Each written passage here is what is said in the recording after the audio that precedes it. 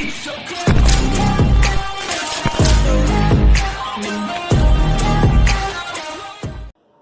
बच्चों, maths master classes में आप सभी का स्वागत है। मेरा नाम प्रवीण कुमार आर्य है। आज हम देखेंगे क्लास 9th का जो चैप्टर है पॉलिनोमियल, उसकी एक्सरसाइज 2.4 और 2.4 का क्वेश्चन नंबर 4। अभी तक हम एक्सरसाइज 2.4 के 3 क्वेश्चन कंप्लीट कर चुके हैं और उससे पहले एक्सरसाइज 2.3 तक भी हम कंप्लीट कर चुके हैं। अगर आपने वो वीडियोस नहीं देखी है तो उनका लिंक डिस्क्रिप्शन बॉक्स में मिल जाएगा, आप वहां से जाकर देख सकते हो। अब हमारा क्वेश्चन नंबर 4 बोलता है factorise 12x square minus 7x plus 1। इन जो ये गिवन है पॉलिनोमियल, इनको आपको फैक्टराइज करना है, फैक्टर्स निकालने हैं। ठीक है, अब फैक्टर्स निकालने के लिए जैसे पहले वाला टर्म गिवन है आपको, फर्स्ट पार्ट क्या गिवन है, 12x square minus 7x plus 1।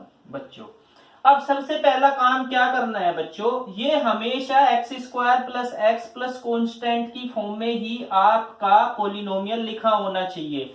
अगर वो नहीं गिवन है तो आपको सबसे पहले इस फॉर्म में अपने पॉलिनोमियल को लिखना है। स्टेप बाय स्टेप देखेंगे किस तरीके से हमें इस क्वेश्चन को करना है हमें बच्चों कि 12x square minus 7x plus 1 की फॉर्म में हमें लिख लेना है। यानी कि पहला टर्म x स्क्वायर का होना चाहिए, दूसरा टर्म x का होना चाहिए और तीसरा कांस्टेंट टर्म होना चाहिए।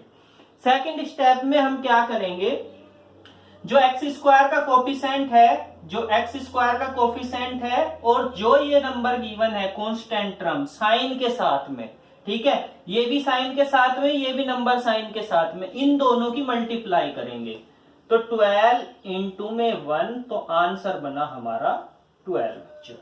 ठीक है, अब इस 12 को इस तरीके से फैक्टराइज करना है कि यहाँ पे आंसर क्या आया है, सम आया है, प्लस में आया है आंसर। अगर ये प्लस में आंसर आया है तो दो ही मेथड हो सकते हैं यहाँ पे, या तो साइन प्लस का होगा या माइनस का होगा बच्चों। ठीक है, या तो साइन यहाँ पे प्लस का होगा x के सामने या माइनस का होगा। जब प्लस का साइन होगा तो दोनों के दोनों नंबर जिनको हम फैक्टर्स करेंगे उन दोनों का सम वे दोनों नंबर प्लस में होंगे। ठीक है, पहली चीज। अगर यहाँ पे माइनस का साइन है तो दोनों नंबर जो ये होंगे जिनका फैक्टर्स करेंगे हम, दोनों का दोनों जो नंबर होंगे वो माइनस में होंगे और उनका सम करने के बाद में हमें -7 मिलेगा। तो यहाँ पे माइनस टर्म गिवन है, माइनस है तो यहाँ पे भी जो वैल्यू आएगी वो माइनस में आएगी। अब इस 12 को आप ब्रेक कर सकते हो 2 इंटू 2 इंटू 3 की फॉर्म में। ठीक है, तो 2 इंटू 2 की फॉर्म में 2 2 जा 4 और ये 3 आया बच्चों। ठीक है, 3 4 जा 12 यानी कि प्रोडक्ट 12 आ गई है, लेकिन इनका सम कितना होना चाहिए, -7। मैंने बताया था अगर ये माइनस का साइन होगा तो ये दोनों के दोनों माइनस में होंगे, तो ये -4 -3, तो -4 और -3 यहाँ पे 7 ला के दे देंगे, दोनों को सम करेंगे। अब इसको लिखने का, जब इस चीज को आप फाइंड आउट कर लोगे तो इसको लिखने का तरीका क्या होगा, 12x square minus 4x minus 3x plus 1 बच्चों। अब यहाँ पे देखोगे 4x plus minus 4x minus 3x मिलके क्या बनाएंगे, -7x। ठीक है, अब क्या करना है, फर्स्ट 2 टर्म में से क्या ले लेना है, हमें कॉमन ले लेना है जो जो भी पार्ट आ रहा है। तो 4x कॉमन आ रहा है बच्चों, तो 4x कॉमन ले लिया। जब मैं 4x कॉमन लूंगा तो यहाँ पे कितना बचेगा, 3x माइनस 1।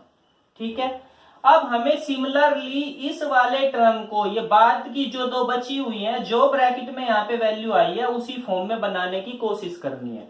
अब यहाँ पे 3x माइनस में है, यहाँ पे प्लस में है, लेकिन इस ब्रैकेट में 3x प्लस में आया है और 1 माइनस में आया है, तो इसको हमें माइनस में बनाने की कोशिश करनी है। तो हम यहाँ पे क्या लेंगे, -1 कॉमन लेंगे, तो ये क्या बन जाएगा, 3x माइनस 1। ठीक है, अब आप देखोगे 3x माइनस 1 यहाँ पे भी है, 3x माइनस 1, तो इसको कॉमन ले लोगे। जब 3x माइनस 1 आप कॉमन लोगे तो इस तरीके से लिखा जाएगा, एक दूसरा ब्रैकेट शुरू हो जाएगा। जब 3x माइनस 1 कॉमन लिया तो यहाँ पे क्या बचा, 4x। ठीक है, यहाँ पे क्या बचा, -1 बच्चों। तो यानी कि जो फैक्टर हुआ हमारा 3x minus 1, 4x minus 1 is the factors of 12x² minus 7x plus 1 बच्चों। अब देखते हैं इसका सेकंड पार्ट, और अच्छे से समझने की कोशिश करेंगे। ठीक है, सारे डाउट क्लियर करने हैं बच्चों आपको इसमें से। ठीक है, सेकंड वाला पार्ट जो गिवन है, हमें गिवन है कि 2x² प्लस में 7x प्लस 3 बच्चों। ठीक है, सबसे पहला स्टेप क्या था हमारा कि x² प्लस x, यानी कि x² का टर्म पहले, फिर x का टर्म और फिर कांस्टेंट टर्म। तो हम देख रहे हैं कि उसी फॉर्म में ये लिखा हुआ है। अब दूसरा स्टेप क्या है कि x² के कोफिशिएंट और कांस्टेंट टर्म की मल्टीप्लाई करनी है। तो मल्टीप्लाई की 2 इंटू में 3, तो हमारा आंसर आ गया 6। ठीक है, तो यानी कि दो ऐसे फैक्टर्स निकालने हैं जिनका हम सम करें तो कितना आना चाहिए, 7 आना चाहिए। यानी कि आंसर यहाँ पे प्लस में आया, अगर प्रोडक्ट प्लस में आई है तो इस साइन के अकॉर्डिंग ये दोनों फैक्टर्स होंगे। यहाँ पे प्लस का साइन आया है तो ये दोनों फैक्टर्स, जो भी यहां से हम प्रोडक्ट के फैक्टर्स निकालेंगे जिनका सम 7 होगा, तो उस केस में हम क्या करेंगे कि उन दोनों के साइन भी प्लस के होंगे। ठीक है, अब प्लस के साइन के लिए आप देख सकते हो 6 और 1 मिलके क्या बनाएंगे, 6 इंटू 1 तो 6 होता है। अब जब इनकी मल्टीप्लाई करेंगे तो प्लस 7 बना देंगे। तो हम इसको क्या लिखेंगे, 2x² प्लस में 6x प्लस 1 की जगह हम 1 नहीं लिखते हैं तो सीधा x ही लिख लेते हैं। जब x के आगे कोई भी नंबर नहीं गिवन है तो बाय डिफॉल्ट हम 1 मानते हैं, प्लस में 3 बच्चों। ठीक है, यहाँ पे क्या कॉमन आया, 2x कॉमन आ गया, तो 2x कॉमन आया तो यहाँ पे x बचा, यहाँ पे 3 बचा। ठीक है, अब x प्लस 3 ही बनाना है हमें, तो x प्लस में गिवन है, 3 भी प्लस में, यहाँ पे भी प्लस में था तो प्लस 1 कॉमन ले लेते हैं हम, तो x प्लस 3 बन जाएगा। ठीक है, तो x प्लस 3 जब कॉमन लेंगे तो x प्लस 3 कॉमन आ गया, तो दूसरे ब्रैकेट में क्या आ जाएगा, यहाँ से 2x आ जाएगा, यहां से प्लस 1 आ जाएगा। तो हमारे जो फैक्टर हुए x प्लस 3 2x प्लस 1 बना बच्चों। अब देखते हैं हम थर्ड वाला क्वेश्चन। तो थर्ड वाले क्वेश्चन में हमें क्या गिवन है बच्चों, फिर से देखेंगे हम। थर्ड वाले क्वेश्चन में हमें गिवन है कि 6x² प्लस में 5x माइनस 6। ठीक है, अब दोबारा से ये देखो x² plus x constant term की फॉर्म में लिखा हुआ है, तो इसके बाद हमें क्या करना है, प्रोडक्ट करनी है -6 और 6 की।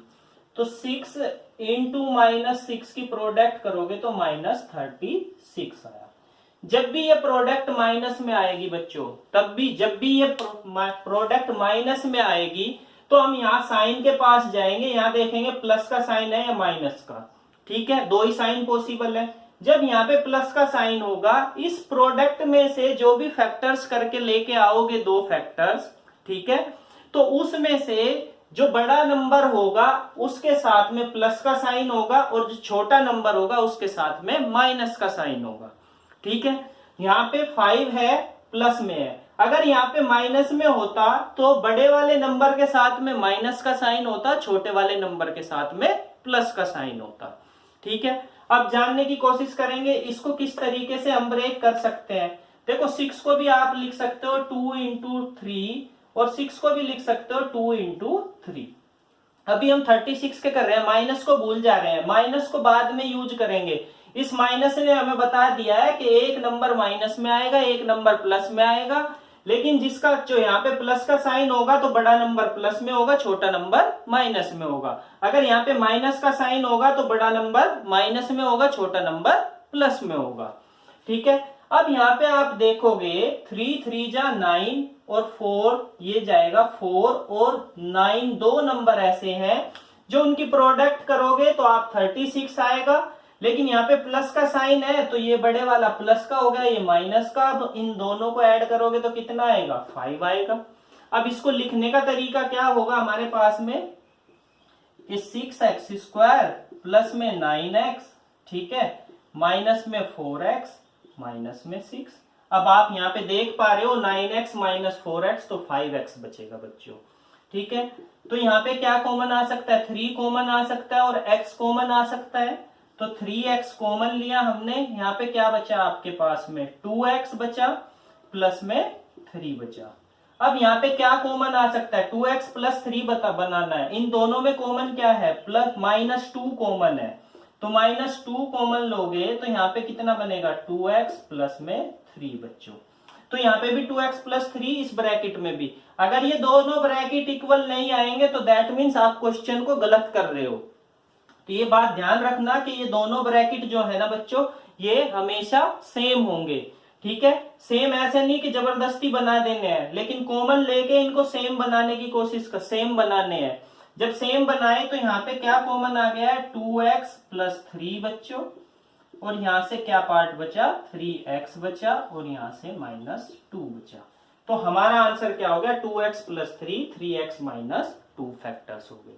अब देखते हैं हम इसका लास्ट वाला पार्ट, फोर्थ वाला पार्ट। तो फोर्थ वाले पार्ट में क्या गिवन है बच्चों, हमें फोर्थ वाले पार्ट में हमें गिवन है 3x square minus x minus 4, ठीक है, यानी कि 3x square minus x minus 4। हम देख पा रहे हैं बच्चों कि सेम फॉर्मूले के सेम फॉर्म में लिखा हुआ है, पहले x स्क्वायर का टर्म है, फिर x का, और फिर कांस्टेंट टर्म है। जब ये गिवन है तो हमें क्या करना है, 3 की और -4 की मल्टीप्लाई करनी है। तो 3 इंटू में -4, तो आंसर बन गया हमारा -12। जब प्रोडक्ट हमारी माइनस में आती है तो हमें x का कोफिशिएंट का साइन देखना है, तो वो क्या है माइनस में बच्चों, ठीक है।